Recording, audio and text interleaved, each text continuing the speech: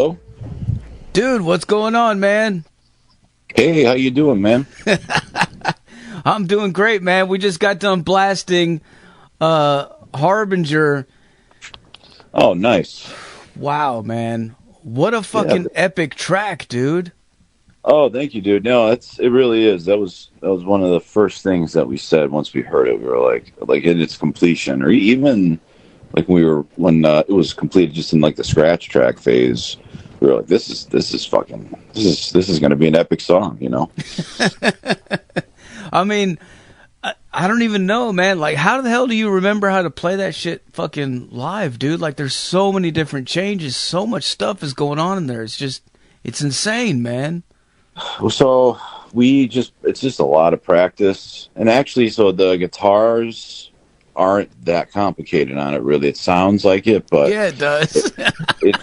there's a lot of, some parts that are like the solos and stuff that Igor is doing. Those are pretty tough, but like rhythmically, a lot of it's pretty straightforward and like just really a lot of practice. And I remember, when we first started playing this stuff live, and even when we were practicing, it was just kind of like, a lot of like piece by piece, because some of the songs, like especially like Idiopathic Despair, that one is tricky. That was a tricky one to learn because there's so many parts in that too, and the songs are so long. So it's just a lot of practice, a lot of practice. That's pretty much how we got it down and memorized it all.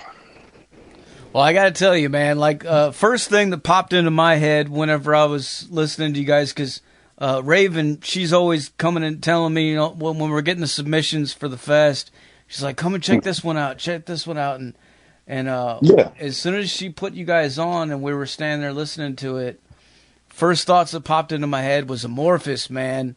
Tales of a Thousand Legs, shit like that, and I'm like, yeah, what the fuck? Where the hell did this come from, man? Oh yeah, no, man. That Amorphous is a huge influence. A lot of them. We really we just love stuff like that, and I think a lot of it we just wanted to play that style because we were always like I was in just like a straight death metal band, and then Igor was more in like a melodic death metal band, Archaic Decapitator. Like Jordan, he's speaking of Jordan, he just sent me a text. I think he's supposed to be on this call with you too. Do you want me to add him, or do you want to add him on the call? Yeah, he should be. He should have already have gotten the fucking the thing. Okay. He's in this group.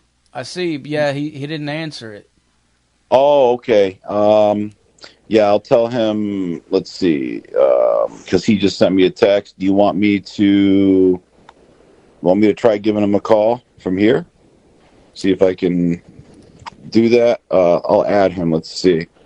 Are you still there? Yeah, I pressed the button on call him right now, so it's calling him. It's calling him. Okay, cool. Nice, because I know he's excited to be on this too. Let's see here. He doesn't. Let's see. I just sent him a text to tell him that you're calling him now. All right, he's texting me back. Let's see. He goes, "Me or Fires? It's you." I'm gonna say it's sorry. I think he's on the wrong. He's on the wrong profile, I think. Yeah, it says Sorry. Jordan Aaron. It's got a picture of him behind the drums. Yeah, it says nothing yet. It says he hasn't allowed. Weird. Nothing yet. Okay. Let me see. Yeah, he said that it hasn't rang. Let's check here. Sorry, man.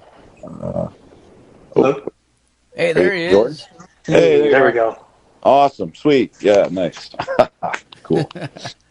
Mr. Moonshine, it's a pleasure. What's going on, dude? Not much.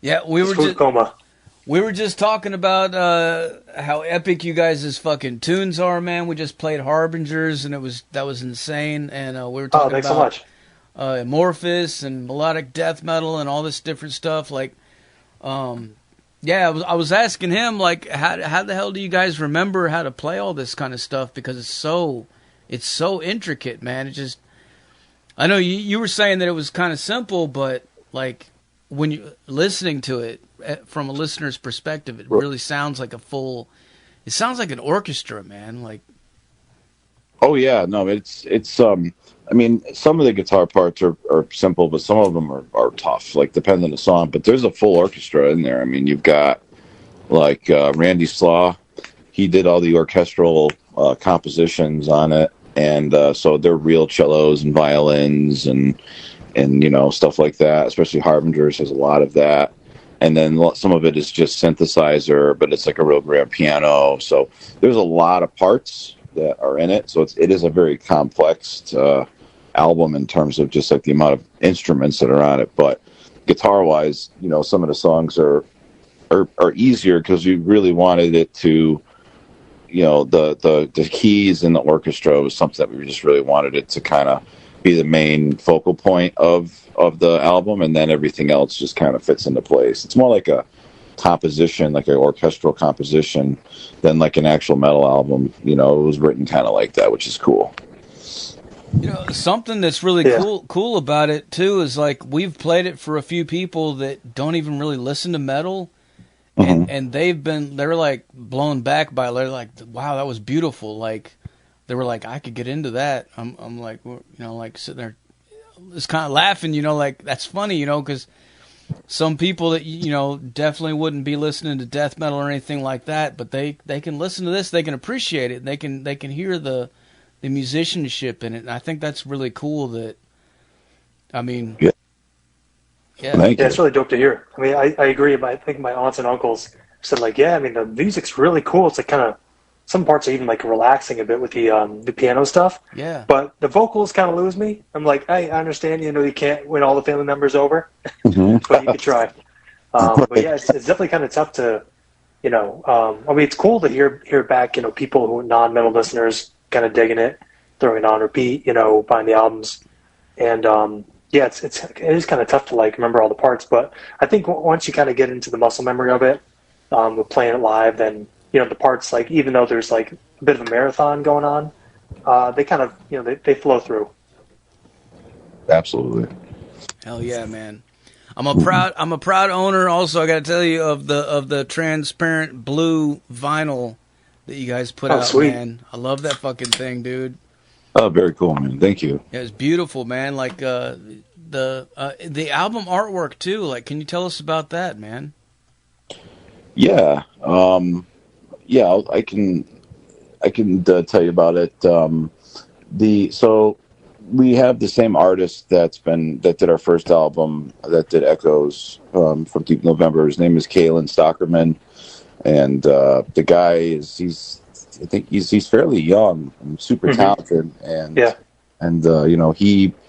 he just him and Igor worked together because the whole idea of the album, both album artwork was pretty much an idea that Igor had, and it's just symbolic of what the album is about. Both albums, especially, well, the first one and this one, are really kind of just about like dealing with the stresses of life and just having depression, or having just being down, and feeling like shit every day and trying to survive through it. And I think the artwork on this album, the second one, on Air, is just a woman, and it is just, she looks so in such despair, and really I want to say that when it comes to like a song on that album, like Idiopathic Despair would be a good summation lyrically of what that piece of art is on the front of our vinyl on the album. What it really represents, and it's just not just the woman's face, but also the time of year. It's the winter. Winter symbolizes death, in a lot of literature. So it's just, there's a lot of deep stuff in it, Definitely. Yeah. Looking at it, I mean, she looks like she's crouched down, like, I don't know, it looks like she's like by maybe a body of water or something, like a creek or something, just crying, or out in the woods, and it's fucking, everything's dead looking, and yeah, man, it's fucking dark. Yeah, it almost kind of like, to me, like that too, but also kind of feeling of escape in a way, like she's maybe hiding from, you know, something else, and just the woods, although there's a lot of death around in the season, you know, as a way to kind of bring peace to mind, Right. aside from, you know, all the things going around you. This is kind of what I get from the art sometimes as well. Hell yeah, man. Hell yeah. Well, speaking of the season, man, the season is upon us, man. We're September, man. We're moving in to getting close to October. We got the Metal Devastation Music Fest coming up, man. I cannot wait to see you guys live, dude. We're stoked. So excited for that. For people out there listening that are coming to the show, man, what can you tell them to expect? Oh man, well, we're going to be playing our balls off and like as hard as we possibly can, like we do every show. But they're going to hear a lot of newer stuff off of the second album, off of Air Not Meant for Us, and we're going to also play a couple old tracks as well off of our first album, Echoes from Deep November, and just expect like a sonic assault on your all your senses and just a good time, man. You know, we're really excited to play in Tennessee, and like I love Tennessee. I love the history. I love like the fact that, you know, you guys have Gibson guitars like in Nashville, right? That's where they make the Gibson. Yeah. You know, I've been playing Gibson since I was like 12, so I love Nashville. I love Jackson. I've never been to, but I'm like very excited to check it out, man, and just to play outside. Just love outdoor shows. We just finished the RPM Fest this past weekend, which was sick. That was out in Massachusetts and Montague, I think it was, and just so fun. So we're just excited to play for everybody and meet the fans, and you know, we'll have like a bunch of merchandise as well, and you know, like new shirts. We got some new designs that we haven't really announced yet. We got some, you know, what's left of the vinyls, because it's all sold out pretty much. We have a couple left for people to buy if they want of Air, and you know, just a good set of just us, you know, rocking out and having a good time. Hell yeah, man. As far as merch and stuff, man, what kind of stuff are you guys bringing to sell to the maniacs? Yeah, so we got a couple different designs from the newer album. With some red and blue kind of textures within, and similar art to what's on the album. And you know, I think we got like a long sleeve now with the bit different design, some women's shirts, as well as you know, some of the records, as Christian said, that remaining, and also some, you know, free stuff like patches, and I think pics just to kind of go along with the, you know, the vibe of the artwork of the merch. Gonna give a couple things free, right? Yeah. Hell yeah, man. Hell yeah. Well, and you know what? I also wanted to say, man, like, what's been the perception or the way that this record has been getting received too? Like, it's I've been seeing it on a lot of different places, man. Like, even the guys at Metal Injection and shit are fucking talking about it, which is really cool, you know. How's that been on you guys' end? Like, it's like it is like a dream come true, and it's just probably one of the most humbling experiences, you know, for me, and I think, you know, the rest of the guys too, just to like have the albums just getting recognized in so many levels, you know, bigger than we even thought, you know, like much bigger than we even thought. It's just really, it's unbelievable. Like, cause you know, sometimes like even like Jordan and I will like talk, you know, and you will like see, we'll get an email from, you know, our A&R guy, Steve Joe, and they'll be like, oh yeah, you guys, you know, you made this, or you're on this chart or on this list. And, you know, it's like, you look at it and you look at some of the bands that you're with, they're like, you know, like idols, you know, like, you know, just to be on the same list as like, you know, fucking like Swallow the Sun, or like, you know, we like Iron Maiden, Metallica, you know, just like some just unbelievable, like legendary bands that have just been out there for like decades, and you know, to be on that same list with them is just like really, like, as a musician, as a metal guy, you know, like I've been playing metal since I was, you know, really like about 12 years old. it's a dream come true, man. It's like what I think every guitar player and singer strives for, that starts a band. Like, you know, you want to get there, but it's just like it's so like you never think it's going to happen, you know. And when it does, it's like winning the fucking lotto, you know. It's like, wow. So it's we're like grateful beyond belief, man.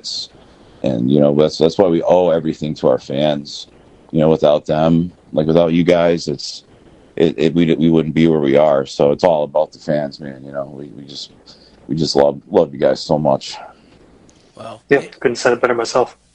It's just like awesome to be like, you know, there's been some really cool metal acts coming out of CT, and just, you know, thankful that people appreciate our music as well, you know, from such a small state.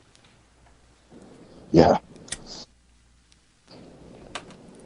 It's just something, man. You know, it's true too. Like Jordan was saying, you know, it's coming from Connecticut. It's, you know, we're so small. Like we have a couple bands that are known, like from Hatebreed, I think is probably one of the most popular bands, you know, that came out of Connecticut. And you got like 100 Demons, and you know, I think you have a few other like classic rock guys. I think like Rick Derringer, I think, lives in Colchester, Connecticut. And you know, you have a few other like I know Keith Richards used to live in Greenwich.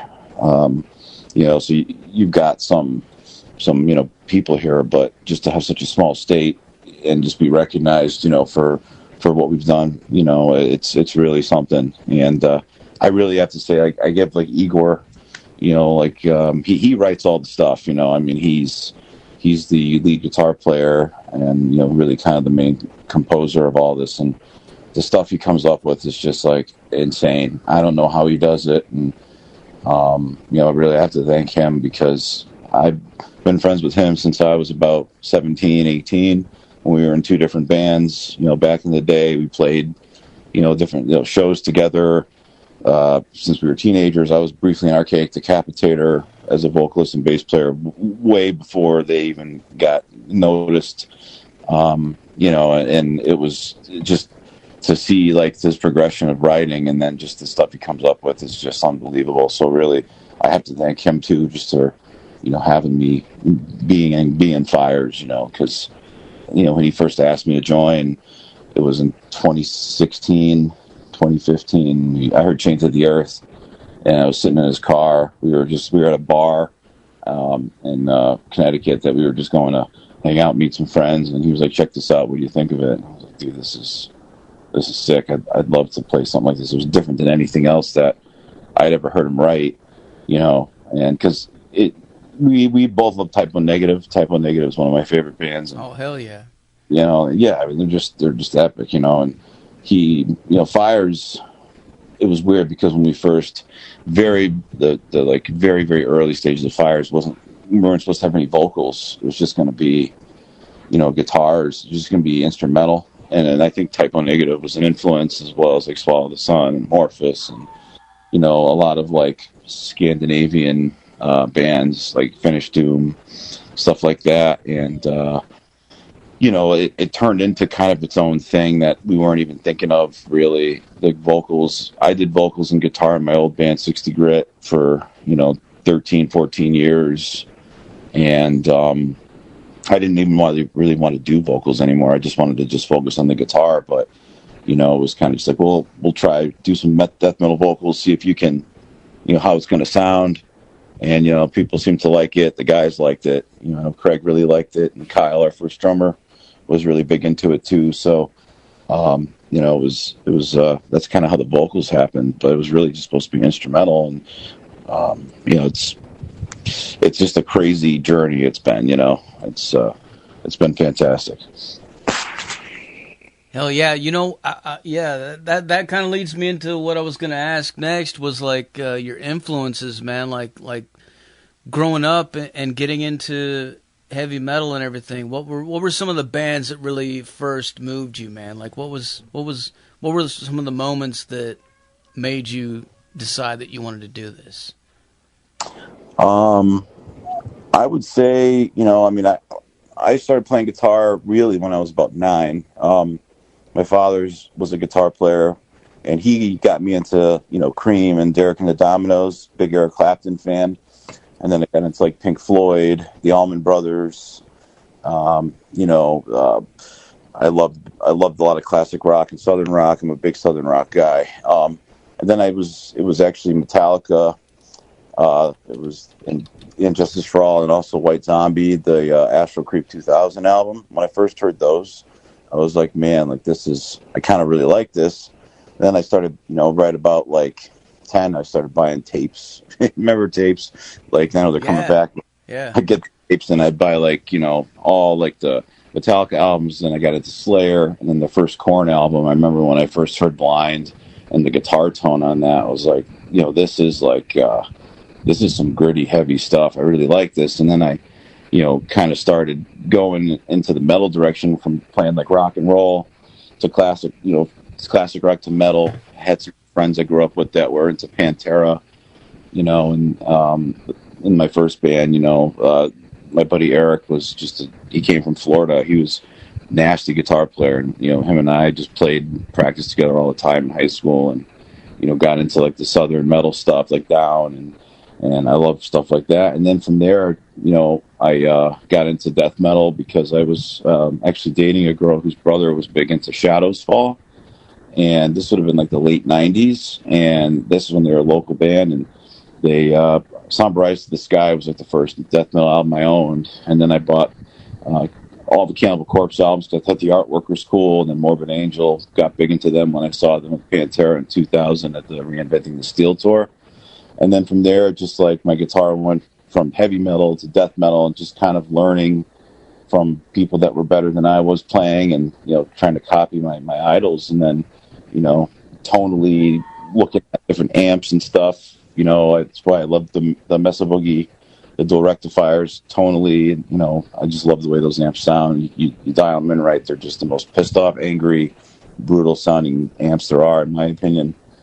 You know, and that's pretty much what happened, you know, and then just expanding the horizon, getting into the melodic death metal, the old school days, like At the Gates and Flames, you know, Dark Tranquility. I love those guys. Listened to them in high school and college, you know, and then Typo Negative, of course. And, you know, the list goes on. But primarily at heart, I'd call myself just like a southern rock blues guitar player that loves the intensity and the catchiness of metal. And I'll let Jordan finish. I don't want to take the time from you, buddy.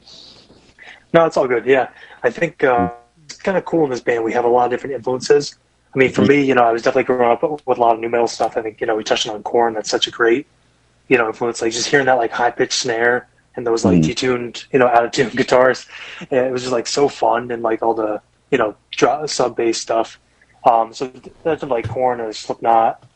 You know, a lot of the new metal stuff around that time, even like Limp Bizkit, and kind of the way that they play drums in almost like a way of like, you know, being hip hop as well as metal or rock.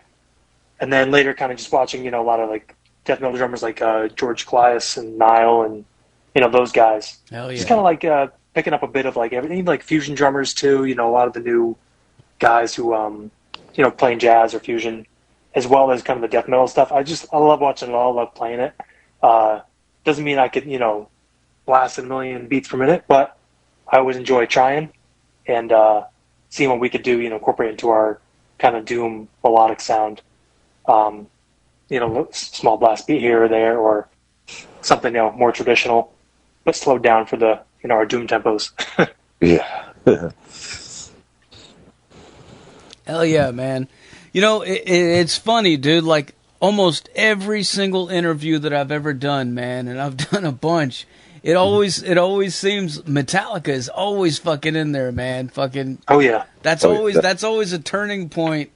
You know, except for like the really, really old guys, you know, but yeah, Metallica was a big fucking turning point. I remember that myself. Like I remember being big into the 80s hair metal and stuff like that when that was out. But then when Metallica came out, man, it was like it just laid everything to waste, man. That And Justice for All record was just like, what the fuck is this? It just Oh yeah. I remember. It was ridiculous, man. It was just so fucking over the top. Just. Oh yeah, the tone, the guitar tone, and the like chugging. Like that's what got me into pop music. Was that album? because like I heard that and I was like, what the hell? This is so heavy, you know. And then like I remember I just would practice, just like getting like the perfect palm mute tone. I still work on that shit, man, you know. And it's like just to like how can I get it to sound chunkier and heavier, you know? It's just yeah, me too. yeah, you know, yeah. It's just fun, you know, and it's like, yeah, that album I think really kind of set the bar for just like death metal too, because I mean, yeah, death metal like had its like, you know, its transitions and stuff, and you know, and then I like how like a lot of the artists, especially in the old days, you know, when they came out like the late '80s, they just you could tell it was more like kind of like thrash. And then, like, it went into, like, a little bit more, like, you had the thrash influence, but then you started getting a little bit more palm muting and then the down-tuned guitars. Mm-hmm. So it was really, you know, it was cool. And it, you know, you can hear the evolution of it, which is neat. And I think a lot of guys that play death metal, especially, like, they're into metal, but they also have, like, a lot of different stuff they're into, too. Like Jordan said, he likes jazz, like, and stuff. Like, I noticed a lot of, like, some of the death metal guys are jazz players. Like, jazz is awesome. You know, it's really hard to play, but it also, for metal, it kind of works, which is jazz fusion, because it's kind of just like, there's almost like no rules. It's just weird times and stuff. Yeah, you know? a lot of cool bands doing it these days, for sure. Just kind of jazz, prog metal stuff. Oh, yeah. Oh. Yeah, for sure, man. Like, you know, I've had guys from Deicide, Obituary, Sepultura, fucking all those bands on the show before, and I've talked to them about that, and they all have very broad influences, like what they grew up to, you know, because, you know, obviously, you know, when they were young, there wasn't, you know, too much. I mean, what else was there, you know? Like, there was just. It's just all over the place. But yeah, I don't think a lot of people realize that, you know, like when they listen to some of those bands like that, like what kind of stuff they were actually listening to. Like, you know, it's funny, like even like with Dimebag, with Pantera, you know, it's all like ZZ Top and shit, you know, like, but when you listen to ZZ Top, you don't hear Pantera. But if you pay attention and you actually listen to like how they're saying it worked, it does kind of make sense. And then you know, you can hear the Van Halen and shit like that, but oh yeah, no, you're right. And you know, it's also I think a really influential band too for a lot of metal guys, and even me, like very influential in my guitar playing is Alice in Chains. Oh hell yeah! I love Jerry Cantrell. Dude. You know, I mean, he is one of my idols, and I just, you know, like actually on Air, our album, the second album, all the solos, my solos, I do a solo in Pillars. Crumbling Pillars of a Tranquil Mind, and I do a solo in Psalm of the Merciless. It's all done with the Cantrell head, the double J, the Friedman head. It's that I want to buy one of those, man. I mean, they're just fucking gorgeous amps, but just the way Jerry plays and just the tone, like that guy knows how to play. He's a very underrated guitar player. I think he should be out there more because he's really unbelievable. Yeah, he is. Yeah, he is, man. You know, well, I was going to ask you, like, for all the gearheads out there, because we got a lot of them listening, man, like, can you give us a gear rundown of what kind of stuff you guys using right now? Sure. Jordan, you want to start with your drum stuff? Yeah, sure. I mean, I'm not going to, I have a couple of kits, but the one I usually, I think, so live, I usually bring, like, a Gretsch Birch kit out. I think Birch is, like, really nice, just, like, loud, you know, just loud fucking drums. Mm-hmm. Tune them real high. They cut through the guitars and everything. It's just a great sound on stage, kind of whatever stage. You know, but some darker cymbals, or depending on the you know, the album or on stage, kind of whatever I got that's not broken. It sounds good at the time. But you know, like some Zildjian A's or, you know, Sabian H8 stuff, something that just cuts through because they're playing like these, you know, really powerful amps and 7-string guitars. So I have to fight with them every day. So some like loud stuff, but you know, I'm not always too picky with what it is. Just as long as it sounds good, can be played in, you know, a couple different genres. It'll be metal or like fusion, and you know, as long as it's not broken. Nice, yeah, and for me for the guitar stuff, so I use for my amp. I use a Mesa Boogie dual rectifier. I bought it in 2001, and it's still the same head that I've been using all those years. I I have 2 different cabs that I use, primarily live. We use the Vader cabs, which unfortunately I don't think they're made anymore, but they have the Eminence speaker that they pretty much made, I think, for Suffocation. I mean, and I bought the cabs seeing Suffocation because I love those guys, also one of my favorite bands. And tonally for the down-tuned guitars, and most cabs are 280 watts, a 4x12 cab with like Celestion vintage 30s and whatnot. These are 480 watts. Damn. And yeah, so there's a lot of headroom. You can crank them, and with those speakers, man, the louder you play, especially with the tube amp, and for really fast playing, if you're playing fast or slow, it just cuts nice, and it keeps it really tight. So we use the Vaders. Igor also has a Vader as well, cab. And then, the Mesa cab I use more for practicing or even like recording, because the vintage 30s, they just record really nice. They sound good, and there's a ton of low end with them. And then, pedals, I keep it pretty simple. I use a old school Boss digital delay and a Boss reverb. And then I use, I just actually switched. I used to use a OCD, a full-tone OCD tube screamer to boost the amp a little bit. Now I had a Dead Weld Audio out of Germany. They made me a Duality DX pedal, which is essentially 2 pedals in one. It's like the old Ibanez TS9 boost clone and also a TC Electronics boost clone. So with the Mesa, it just sounds, it cuts kind of the muddiness of the low end and it tightens it up. I just used it live at the RPM Fest for the first time, and I love it. And then, Morley Waz, I use the Shure, the GX16, the wireless system. I love that. It's a good setup. And then guitars, my 7-string is an ESP baritone 7-string. It's the E2M2 Series 1. I love that guitar. Need the 27-inch scale because we're tuning to F sharp for this album, which is essentially 8 strings, but wouldn't want to play 8 strings. So we're F sharp dropped. So it's crazy. And our first album is drop B. So I use the ESP. I have I use that one primarily all the time for our stuff, and then I use I have a Steve Vai Universe, a 98 Universe that I use, which I'm actually going to set up to play that live. Hell yeah. I love that guitar for the leads on the new album. I used an American Fender HSS Stratocaster to do all the leads, and I have a couple. I have a Gibson SG that's from 1998. Still use that too, and I have 2 nice Schecter guitars that I love, and I also have like a Gretsch Dobro, which I just play that at home. I love that thing because I get back to like the Southern rock stuff. I just love the way that sounds. And that's pretty much set up. Active pickups. I love the Fishman Fluence pickups or the EMGs.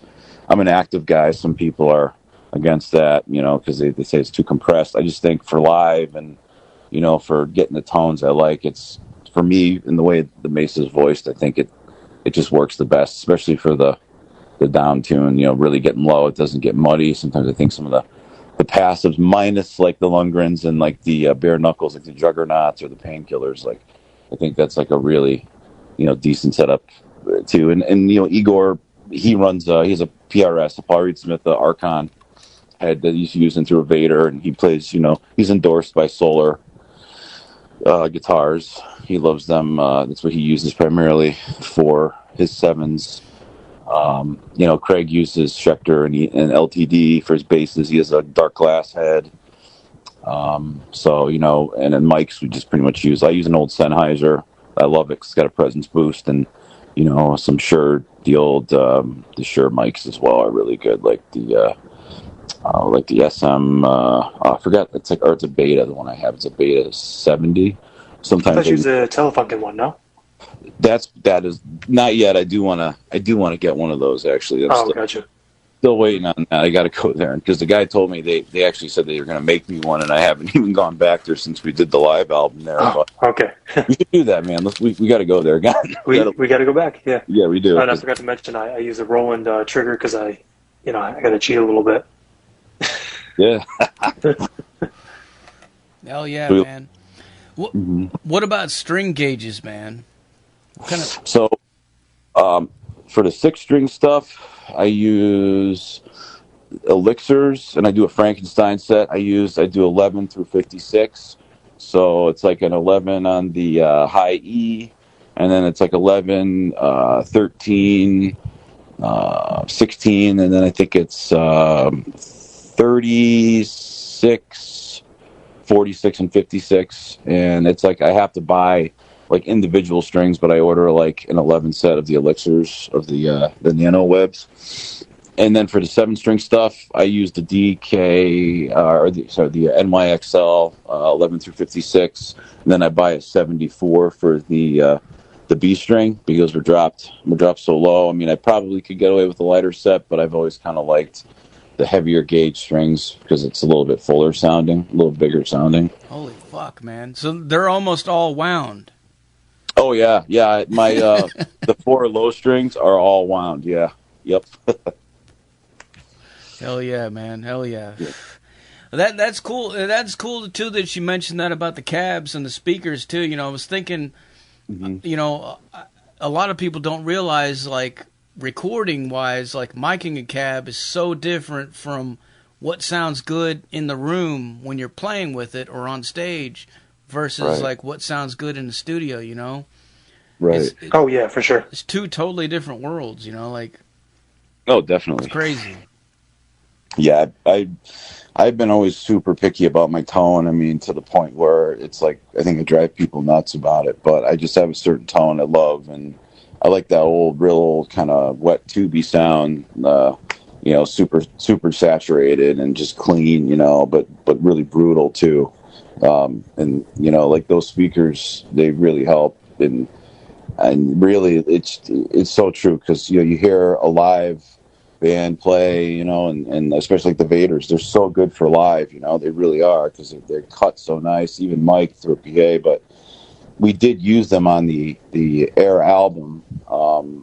We did mic our cab, but we did use Vaders. But I prefer the Mesa Jumbo Cab to record just because, just something about those vintage 30s and like the thickness. I think it's like marine grade. Like 11 plywood they build those jumbo cabs out of, and just yeah, it's insane. Dark. Yeah, so I just for recording I prefer that, but you know we made the Vaders work just you know at the studio because we were using Neumann mics and some real high end shit there that they put on. We had like 3 mics in the room. We had like a ribbon mic, we had a Neumann, we had another one that was really far away to kind of get more of like a natural reverb, and that was Dave Kaminsky at a studio Wormwood, and he used to be up here in Connecticut. Now he's down in Asheville, North Carolina, and we did drive through Tennessee a little bit actually to get there. I drove down there 2 times to did the guitars and then vocals, so you know, he definitely knows what he's doing. Yeah, I've got a fucking Randall 412 that I got off Craigslist for dirt cheap a long time ago, and I love it. Like, playing through it in the room, it sounds great, man. But whenever I try to mic that fucking thing, and it's just, no, it sounds like shit, man. I'm like, fuck, what the fuck? I can't, you know, for a long time I couldn't figure it out. And then I'm just like, you know, that's, you know, it's just 2 different fucking worlds, man. You can't, so just stick with the IRs for now. But, yeah. I hear you. It's different. I didn't know that really until, you know, I was probably in like my early 20s when we started recording, and that's kind of how I learned about amps being, you know, better for some live, some better just for recording, you know. Man, one of the cool things about nowadays, like, this is a good time to be a guitar player because nowadays you can go on YouTube and you can find videos and where people will actually show you, like, what cabs really sound good and or what they sound like anyway, you know, like what you can... Like, I don't know, man. I watch Kyle Bull and a bunch of different people on YouTube a lot. And it's just, you know, we didn't have that shit when we were kids, man. Like, you know, back then you just look at Guitar Player magazine or something, you know, and just looking at the ads and all the marketing shit, and they're telling you, no, you need this, you need that, but really, like, none of that shit makes any sense, man. It's like... Oh, yeah. Plus, you can kind of get on a lot of those simulators and... just kind of see, you know, how they sound and, like, maybe It's not going to be the same thing as you go into the guitar store or whatever and try them out, but you can get kind of a good idea. Do you like the tones you're getting, recording from these simulators or IRs or whatever, based on like a Mesa or an Orange or something. So it's kind of a really good research tool as well. Yeah, for sure, man, for sure. All right, well, I'm about out of questions for you guys. Is there anything else you want to let the people know? Yeah, I mean, we were super excited to play the show down there. I mean, I can't wait to go to Tennessee, and just I'm so excited to and really grateful to just be on this bill and to meet you personally, to meet the fans, to meet the bands. And, it's just going to be a blast. And, for those who are listening, come on by and come say hi, introduce yourself. We love meeting, our fans. We love talking to people and, sharing information and just, whatever they want, we'd just be happy to hang out and, rock out. It's going to be a fucking awesome time, man. And super, super grateful for all this. Yeah, absolutely. I mean, just happy to play new places, Tennessee. I haven't really been to the city, so it's it's great to get down there. A little better climate, especially in the fall. Oh yeah. And try some new food, play some new shows, meet some new people, new bands, and just have an awesome time at the fest. Yeah. Oh, yeah. Well, be prepared, man, when you guys come down here, dude. The fucking South, man, everybody down here is like fucking family, man. They're all going to come up to you. They're going to want to hug and shake your hand and take pictures. Oh, of course. Oh, yeah. Yeah, I hope so. Yeah, I hope to meet a lot of people. Hell yeah, man. I love the South, man. Like, that's where I'm going to be moving once I get older. I'd move there now if I could, honestly. My girlfriend's actually from the South. She's from Florida. And I just love the South, man. I prefer the Southern hospitality so much. So true. Yeah. Yeah. So great. I've lived all over the fucking place, man, and I always come back down here, and I love it here, man. It's cool. I mean, yeah, there's a lot of crazy fucking churches and stuff, and they're always trying to pull some shit, but for the most part, man, there's a lot of people down here that are just really cool, and they're excited for this, man. Nice, man. That's awesome. Can't wait. Really can't. We're like one of the shows I've been looking forward to the most is that on our tour. We're doing a lot. I mean, we're starting in Chicago and we're working down the Midwest a little bit and over to the north or to the East Coast, and kind of into Florida and then back up, and then Tennessee is. I think we're doing 2 stops in Tennessee. We're doing Nashville, and then we're going to be doing Jackson for the Metal Devastation Fest. So we're really excited for it, man. Fuck yeah. All right, well, before I let you guys go, can I get you to make us a station tag real quick? Yeah, absolutely, man. All right, whenever you're ready, say something like, "This is Fires in the Distance, and you're listening to Metal Devastation Radio." Do you want like Jordan and I to introduce ourselves and sit both? Man, you do it however you want to do it, man. All right, you go ahead, Jordan. You can do it, man. You want to split it up, or should we? Yeah, sure. We'll. So I'll say the first part, and then say I'm Jordan. And I'm Christian. We're from fuck, I fucked it up already. So let's try it again. I'm Jordan. I'm Christian. We're from Fires in the Distance. And you're listening to the Metal Devastation Radio. Is that right, or did we fuck that up? No, you got it, man. All right, cool. Cool.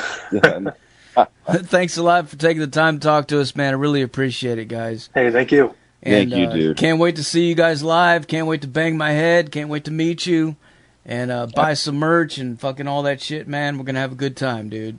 Absolutely. Can't wait. Yeah, can't wait, man. It's a pleasure to meet you. See you guys in a couple weeks. We'll see you October 14th. Hell yeah, man. It's going to be great. All right, man. We'll talk to you later. Sounds good, right, man. Peace. Bye. There you have it, folks. Fires in the Distance live on the Zach Moonshine Show with Metal Devastation motherfucking radio. Like I said earlier, put your speakers in your windows, put them in your front lawns, put them in your neighbor's driveway. Do whatever you got to do. Make everybody around you fucking hear this shit loud as a motherfucker.